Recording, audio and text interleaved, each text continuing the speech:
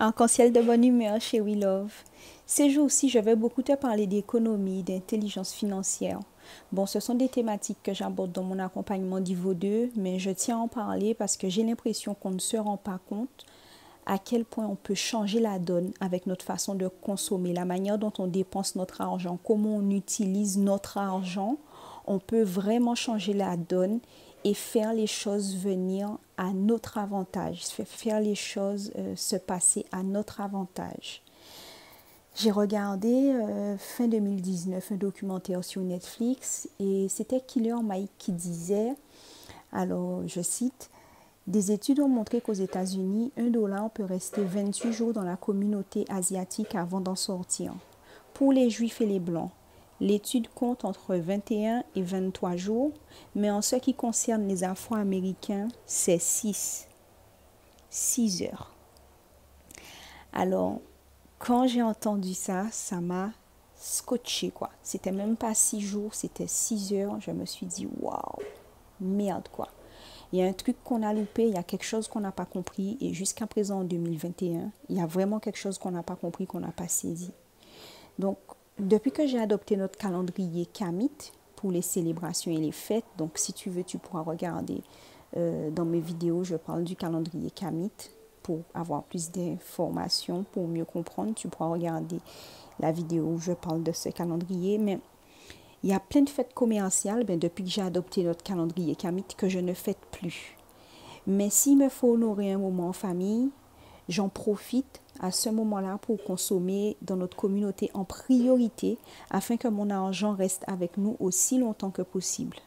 Alors, j'explique brièvement si je suis invitée dans une première communion ou un baptême, même un mariage. Forcément, je ne participe pas à la cérémonie religieuse. Le mariage, j'ai même pas envie de rentrer à la mairie, ça ne m'intéresse pas.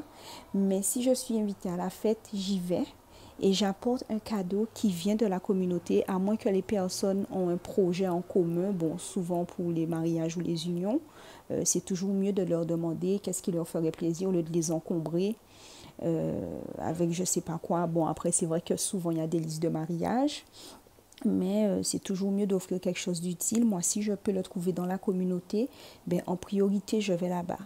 Parce que en fait, quand tu achètes des biens ou des services chez des petits entrepreneurs de la communauté, bon, même des grands entrepreneurs, il n'y en a pas beaucoup, mais c'est permettre à une petite fille de prendre des cours de gros cas. C'est permettre à un agriculteur de pouvoir finir la maison qu'il a commencé à construire pour sa famille.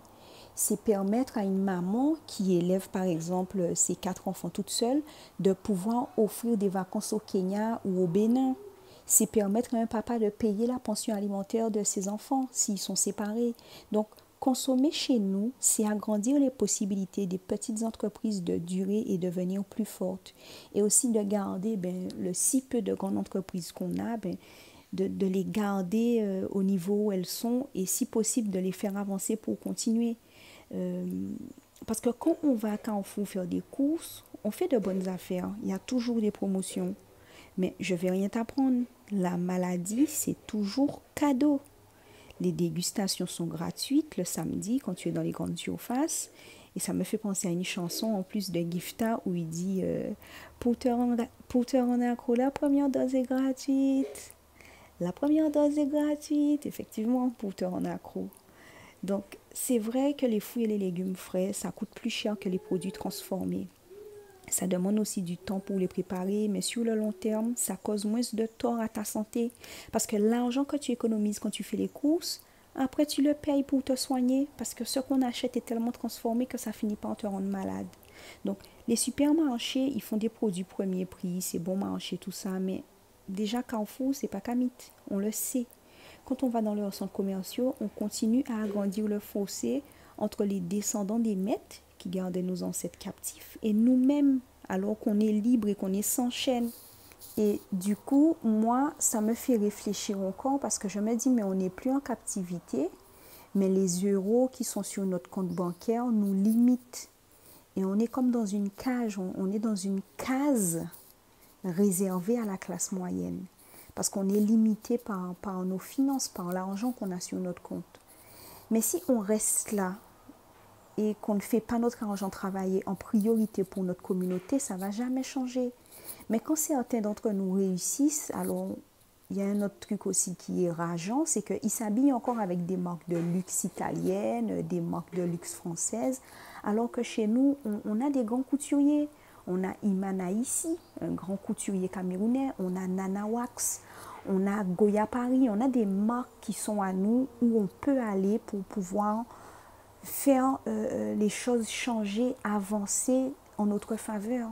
Donc, on doit intégrer dans nos cerveaux que consommer en priorité dans nos business, c'est un héritage qu'on laissera aux générations qui arrivent là, mais aussi à nos enfants.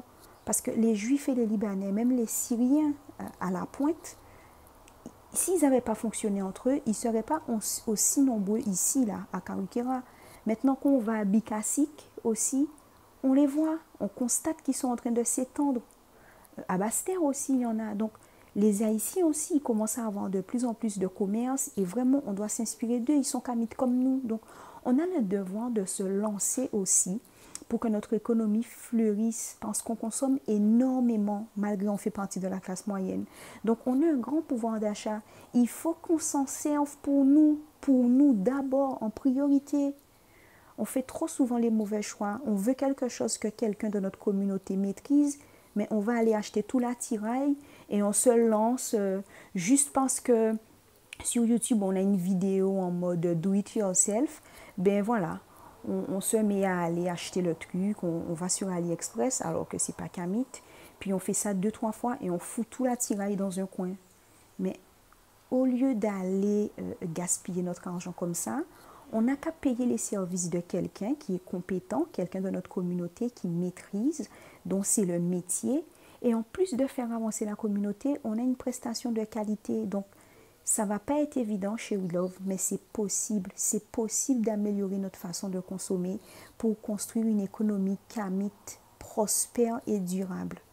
Alors, à partir d'aujourd'hui, fais les bons choix et partage la vidéo afin qu'on soit de plus en plus nombreux à faire les bons choix et à dépenser notre argent dans notre communauté d'abord afin d'avancer, de s'étendre et puis que nous aussi, on connaisse un peu ce que c'est que d'être à l'abri du besoin.